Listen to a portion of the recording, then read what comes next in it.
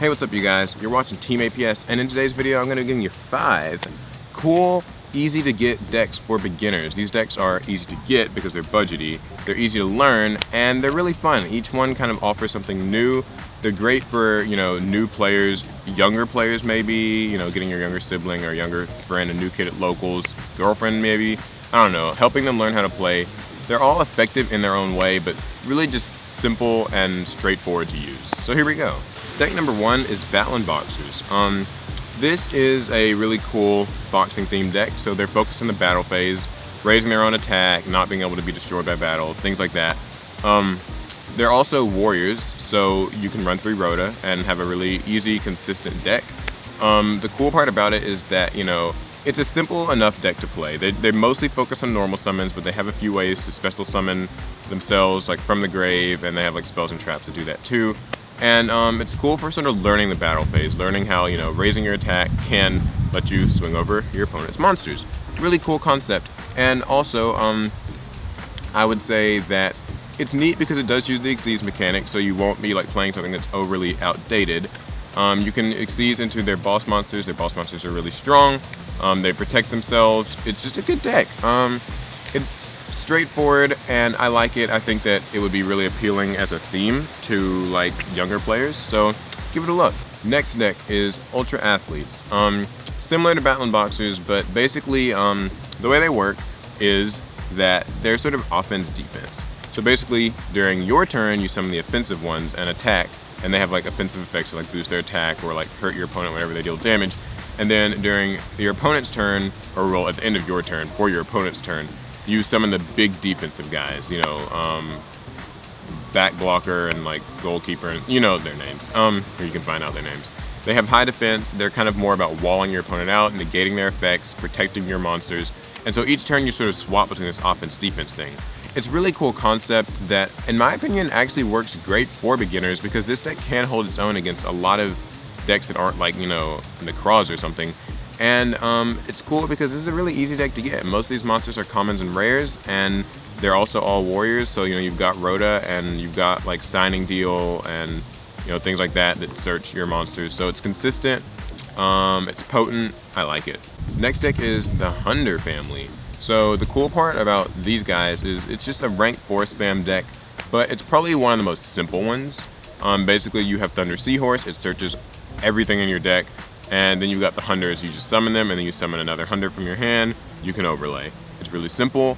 You can technically throw in like, something like Vylon Sigma, I think that's what it's called, and like add a little bit of a synchro element to it, and you have like Battery Man AAAs. Recycling batteries gets back all your Thunder monsters. It's a very rinse repeat thing. You can really churn out more rank 4s than most, decks can. And you get access to the light exclusive rank 4s like Constellar Omega, and Starleech, Paladynamo, and a couple of others. So it's a really cool deck. It's really simple to play. It's very straightforward, but you have the entire rank 4 Xyz toolbox at your disposal, which I think is great because, a beginning player, it's simple for them, but also they can just sort of pick and choose what rank 4 they want to use for each situation, which is a good way to learn. The next deck is Geargia. So this deck is similar to the Hunter family in that it is sort of a rank 4 spam deck, but it's different because it can also make rank 3s. They have several of the Geargiano monsters that are level 3s. You can make rank 3 and rank 4 Xyz monsters. Also, they're a little bit more autonomous. They can search their own monsters really easily and recycle their own monsters really easily.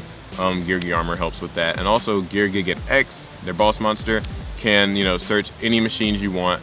It's a really cool deck that can recycle and sort of, it's kind of a machine theme. It recycles and all that. And make lots of rank 4 and rank 3 monsters. So I'd say it's a little bit more flexible in the Hunter family. It can be a little bit more aggressive when it wants to with cards like Geargia Accelerator. And you can combine a few other machine support cards to kind of mix things up. So I'd say that maybe the Hunter family can make Xyz in a more simple, straightforward way, but Geargia gets a little bit more flexibility in how it can play, and that's really cool. And the last deck is X-Sabers. Longtime viewers of this channel will obviously know this is my favorite deck ever. But the cool part about X-Sabers, me not being biased, is that every monster, none of the monsters have any particularly broken or crazy effects. They just have simple effects that, when combined together, help out. So you have XX Saber Image Blade, which is just sort of your battle phase floater. You've got Dark Soul, which searches anything in your deck. And then you've got your tuners. Full Helm Knight can like protect itself, Pastoral stays alive, and then you've finally got things like Fall Troll that are kind of not your boss monsters, but they allow you to make your boss monsters, which are your synchros. It's a great deck actually for learning how to synchro summon because you have access to literally every synchro monster level in the game. And XX Saber Raikigura is sort of a recycling guy.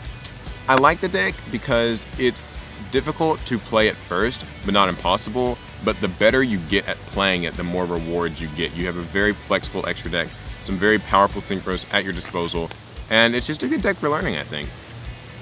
So that concludes my 5 decks that are great for beginners to learn how to play Yu-Gi-Oh! There are loads, and I mean loads, of other decks I could have included in this list.